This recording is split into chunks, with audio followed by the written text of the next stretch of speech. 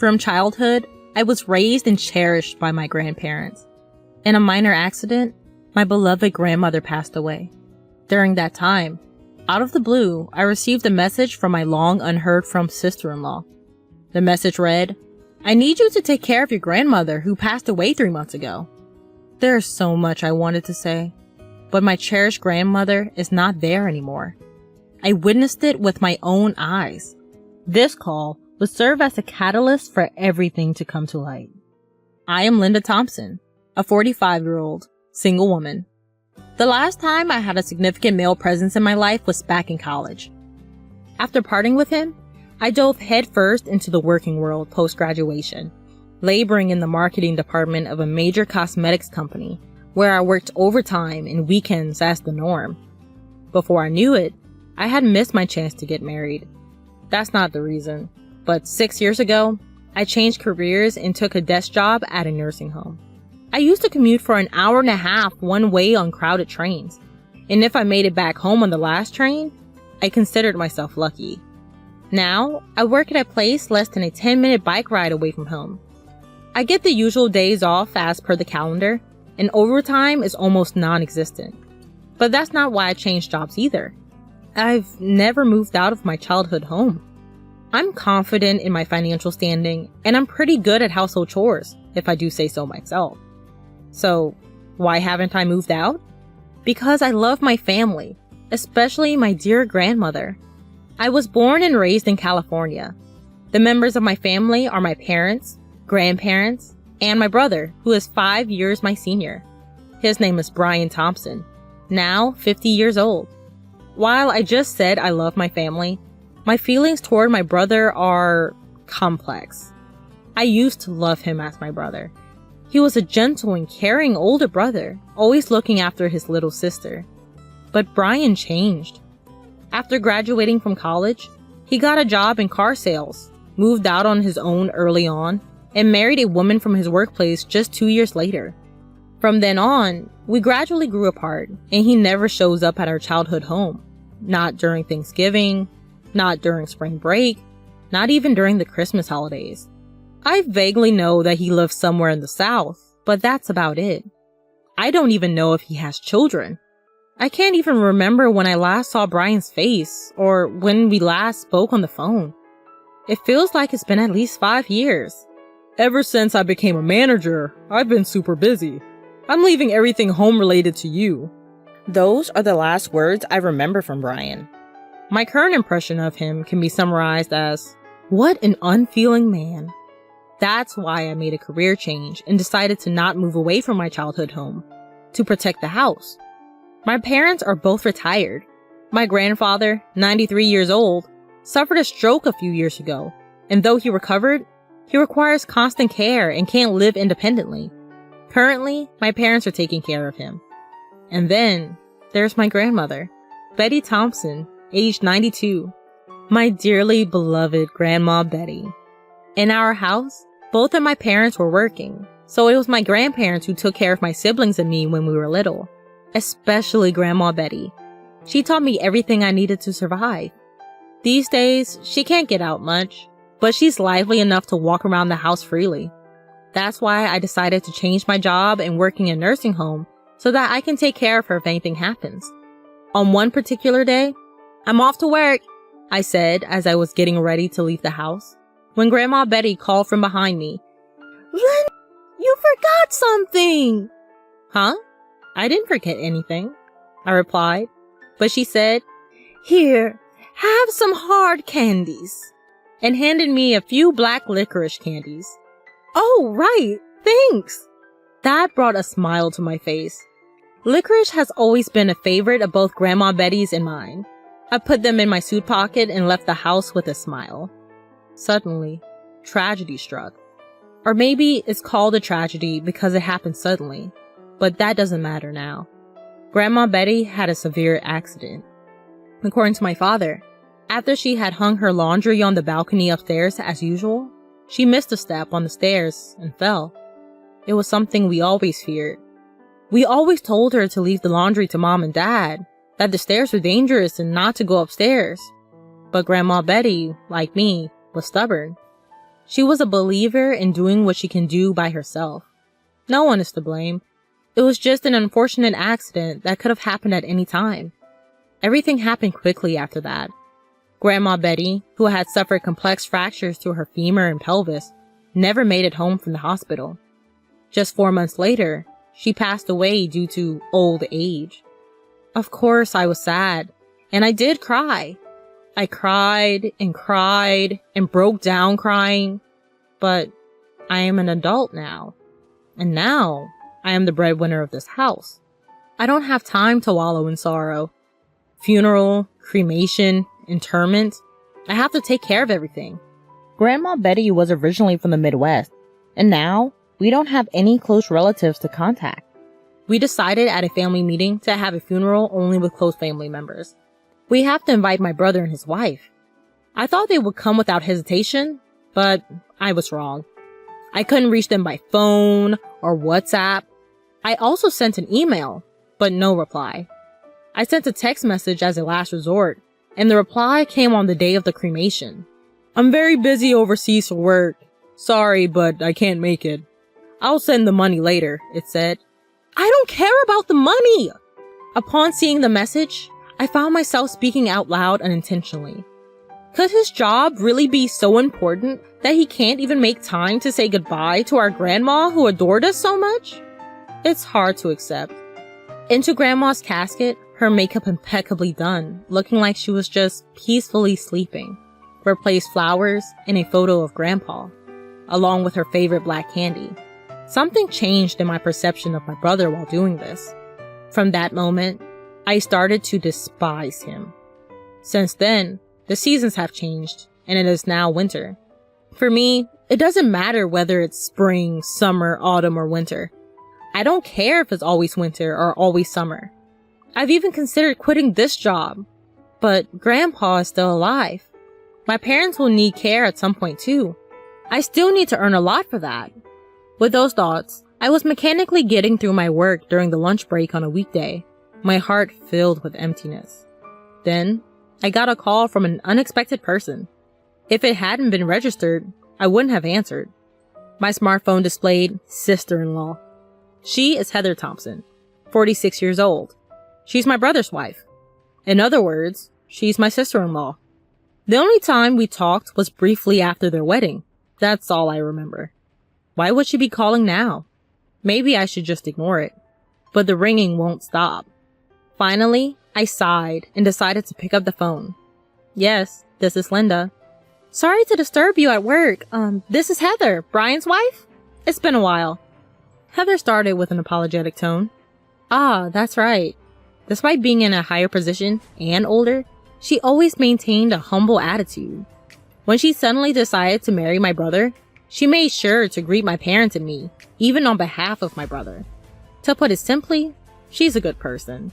That's why I couldn't understand why she would contact me now. It's okay, but do you need something? I tried my best not to sound cold as I asked. It's hard for me to bring this up. Heather hesitated for a moment before continuing. About Betty, your grandmother? What happened to my grandmother? I inadvertently raised my voice. We've been taking care of her on my husband's orders, but it's already past the promised 1 month. Could you possibly come to pick her up? What? I couldn't comprehend what Heather was saying. So, we're taking care of Betty at our... Wait a minute. That was all I could muster. Think, Linda. Think.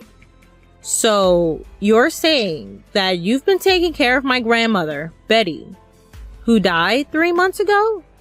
This was the question that came out after thinking hard. I knew it sounded nonsensical, but so did Heather. Yes, we've been taking care of Betty at our... Wait, she died? 3 months ago? A genuinely surprised voice replied. Why don't we calm down a bit, I suggested, and Heather agreed. A few minutes later, regaining my composure, I carefully explained to Heather how my grandmother had passed away. In contrast, Heather's response was utterly perplexing.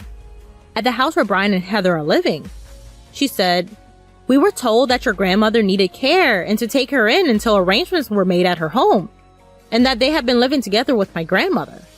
There are two possible conclusions. We're both not lying, right? This was the first one. If that's true, then my brother, Brian, is the one lying. This was the second one. I had anticipated it to some extent. The reasons why one would tell such a blatant lie that would be exposed so quickly. But now, there are things I need to do before pursuing that. I'd like to get in touch with Brian right away. But he's basically unreachable on his mobile, I told Heather. I've never used my husband's cell phone either. He won't let me. She continues. However, I think I could talk to him on my cell phone while he's at home. And, she says. And? I interject. He's been working remotely more often lately. I think if I asked, he'd probably be able to have a video call. I certainly think there's a power in face-to-face persuasion. But there's a problem. I'm not even sure where you two are living now. I mentioned the issue. We've been living in Y City in California for over 10 years, so it's easy for us to visit your house, Linda, she says. For now, we agreed to talk to Brian on Heather's cell phone at night and ended the call. We devised various other plans with mixed feelings. Y City is just the next town over. How much lying will satisfy him? Expecting me to take care of some stranger's old woman just a few months after Grandma passed away? It's too much. No, it's repugnant. I got home and called Brian on Heather's cell phone at the appointed time of 8 p.m. By the way, Heather is also waiting in my room at home, thanks to her kindness and enthusiasm. Despite my constant attempts to contact him, he answered Heather's cell phone in just 3 rings. I made sure the conversation was audible to Heather by putting the sound on speaker. Heather, where are you right now? You haven't even prepared dinner, he says in an imposing and arrogant tone. He's not the Brian I knew anymore. It's me, Brian, I declare. Huh? He's clearly confused. I thought so, and waited for my brother's words. That's Linda, isn't it? Why? Where's Heather? I'm here, Heather replies tersely. Why are you with Linda? Brian stammers for a moment, then quickly finds his words. Don't tell me. Did you tell Linda about that matter? He asks. Yes, I did, she replies with a calm demeanor. I told you it was too early to talk about it, he exclaims. My brother's sudden shift in attitude about that issue? Of course, it's about our grandmother. I've heard from Heather that you've been working remotely lately, I began. What about it? I could almost see the scowl on my brother's face. Why don't we talk face to face using a remote work app from here on out? I'll send you the ID and password, I suggested. If you refuse, I'll take Linda and go back home. Heather offers a cover fire. Fine. My brother grudgingly agreed in a reluctant tone. I sent the ID and password to my brother using Heather's smartphone.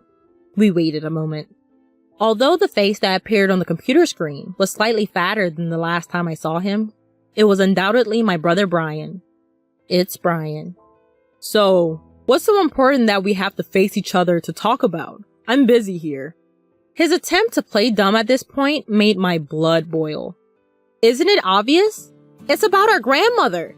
What do you mean by saying we should take in our grandmother who died 3 months ago? To my surprise, he replied calmly. You must be misunderstanding something. My brother calmly continues. Our grandmother isn't dead. I'm taking care of her at my place. It was you, Linda, who asked for this, wasn't it? What?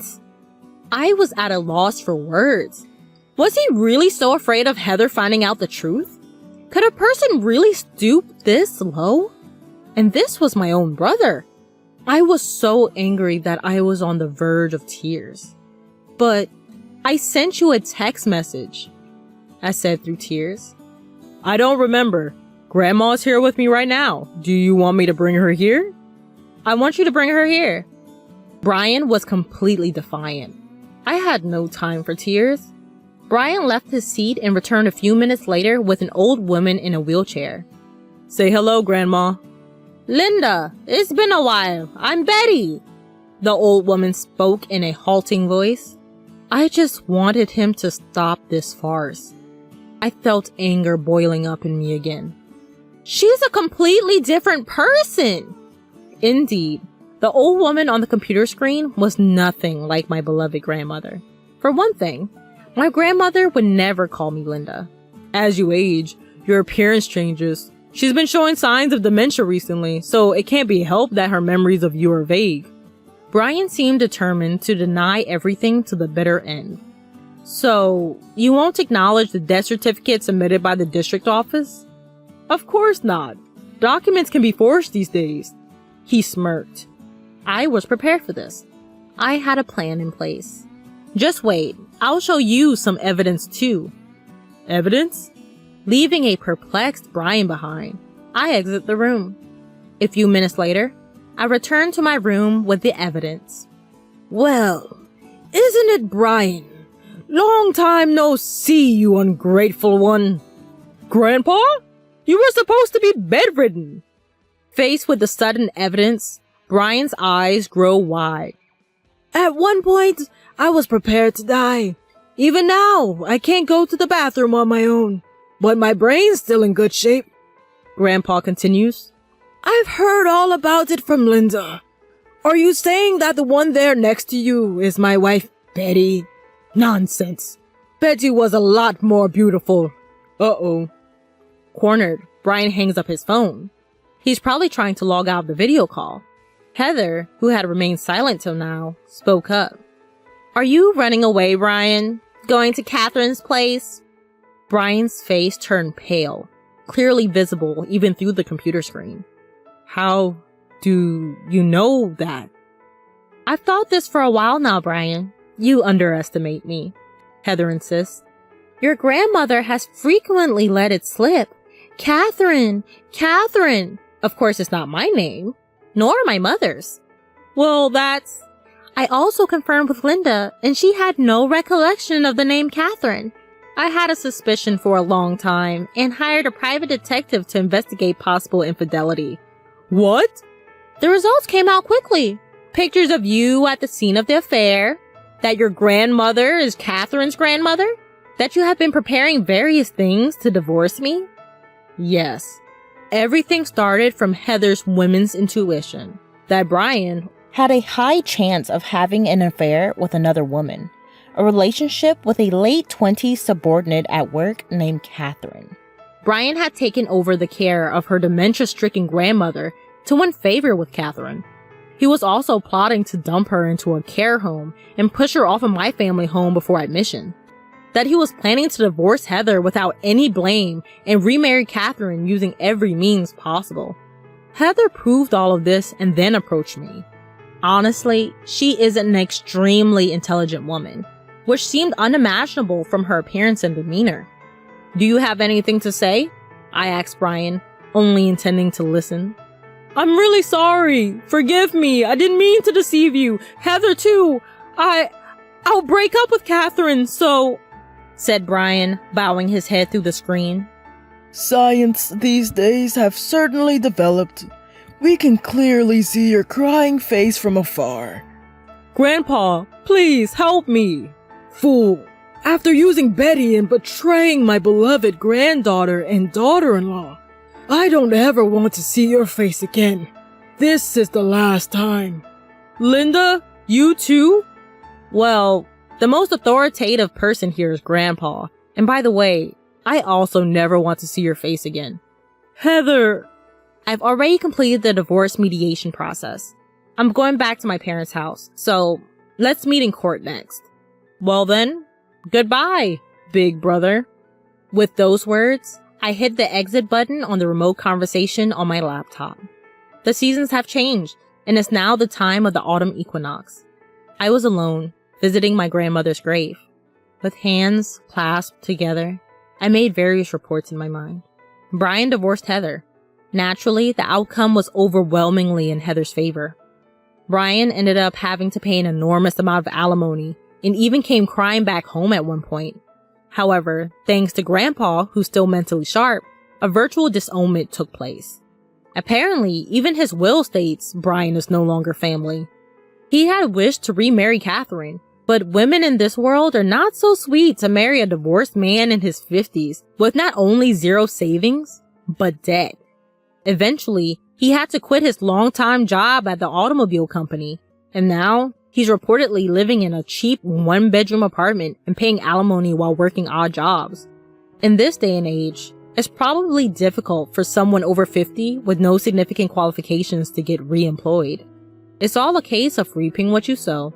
Most of the information about Brian came from Heather. Heather and I hit it off after that, and we meet quite often for tea as friends. But that being said, I finished everything, grandmother. I'll come again, I said as I stood up from the gravestone. Then, a slightly strong breeze blew, and at the same time, I heard a voice. A voice I loved so much. Lynn, thank you. Please take care of your grandpa for a little while. Grandmother? I muttered. Then I suddenly noticed that I was gripping something in my right hand. There was a piece of black candy in my palm. That was strange. I didn't bring any black candy as an offering today. I'm not particularly a believer in gods or ghosts. Could it be grandmother? No, that couldn't be. There's always black candy at the altar, so I must have picked one up unconsciously and put it in my pocket, then forgot about it. But if I think that my grandmother is still watching over me somewhere, I feel like I can keep doing my best in life. Thank you, grandmother, I murmured, looking up at the sky, and left the graveyard.